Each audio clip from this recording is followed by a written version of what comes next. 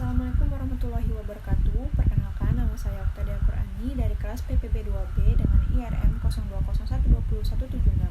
Di sini saya akan memaparkan hasil resum video mata kuliah Teknologi Pemupukan Ramah Lingkungan tentang webinar pembuatan pupuk organik. Hasil resum video tentang webinar pembuatan pupuk organik yaitu telah kita lihat di sekeliling kita tantangan pertanian di Indonesia, salah satunya yaitu degradasi dan penurunan produktivitas lahan pertanian. Hal tersebut dikarenakan dalam prakteknya pemupukan anorganik itu tidak sesuai atau tidak memperhatikan 5 tepat pemupukan: tepat cara, tepat jenis, tepat waktu, tepat sasaran, dan tepat dosis. Dan dalam prakteknya tersebut tanpa dibarengi pemberian pupuk organik atau pengembalian biomasa ke dalam tanah, sehingga tanah itu tidak subur dan lahan terdegradasi itu tidak dapat dihindari. Untuk mengatasi hal tersebut diperlukan inovasi teknologi pertanian. Dalam hal ini khususnya yaitu pemupukan pupuk organik secara berimbang. Menurut Permentan nomor 1 tahun 2019, pupuk itu berasal dari makhluk hidup yang telah mati, kotoran hewan atau limbah organik yang telah melalui proses rekayasa berbentuk padat ataupun cair, mengandung bahan mineral dan mikroba yang baik untuk meningkatkan kandungan hara dan bahan organik tanah, serta memperbaiki sifat fisik, kimia, dan biologi tanah. Pupuk organik itu mengandung unsur hara yang lengkap berupa makro primer, makro sekunder, mikro, asam organik, ZPT atau zat pengatur tumbuh, enzim, dan vitamin. Kualitas pupuk organik itu dinamis sesuai bahan baku yang digunakan. Pupuk organik itu memiliki peran seperti yang sudah saya jelaskan tadi, yaitu memperbaiki sifat fisik, kimia, dan biologi tanah, menyediakan hara, menstimulir pertumbuhan tanaman karena mengandung ZPT atau zat pengatur tumbuh, asam organik, dan enzim yang baik bagi tanaman. Karakteristik bahan baku pupuk organik sebagai penentu kualitas mutu dari pupuk organik. Yang pertama yaitu limbah padat cair industri yang mengandung logam berat yang sangat tinggi. Yang kedua yaitu jika bahan baku yang digunakan itu berupa sisa tanaman legum, maka kandungan nitrogennya itu tinggi. Yang ketiga, tanaman berserat mempunyai CN yang tinggi. Semakin tinggi rasio CN, maka proses pengomposan itu semakin lama. Karakteristik yang keempat atau yang terakhir yaitu kandungan logam berat yang tinggi seperti sampah kota, limbah industri, dan kotoran hewan.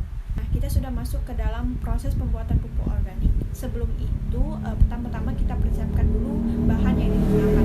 Yang pertama yaitu ada bahan baku utama, biasanya kotoran ternak, limbah pertanian, sampah kota, limbah industri, limbah ikan, kascing, rumput laut atau kompos bias F dan sebagainya. Nah, bahan baku utama yang digunakan itu bisa satu atau lebih bahan organik.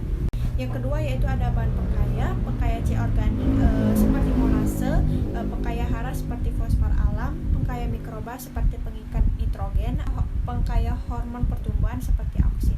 Yang ketiga yaitu bahan perekat atau binder yang berfungsi sebagai agen pengikat dalam proses aglomerasi untuk pupuk organik granul. Dalam video webinar pembuatan pupuk organik itu dijelaskan pembuatan pupuk organik padat secara remah dan granul. Di sini saya akan menjelaskan pembuatan pupuk organik remah. Adapun peralatan yang digunakan berupa crusher, flatbed dryer, pengayak atau rotary screener tipe wire mesh, timbangan, mixer, QC tisket atau perangkat uji pupuk organik, pengemas, dan hammer mill. Proses produksi pupuk organik remah. Yang pertama itu melalui tahap pemilahan atau pembersihan.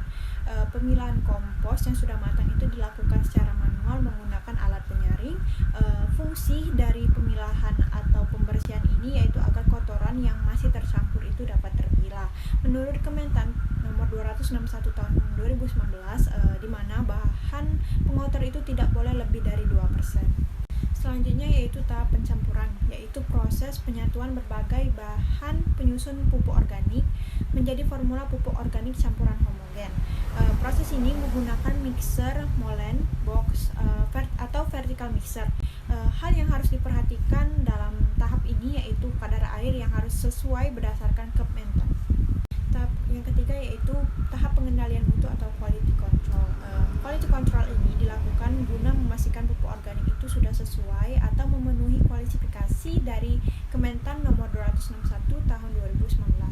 Nah, bila mutu pupuk organik ini di bawah standar, maka bahan yang kurang itu harus diberi lagi.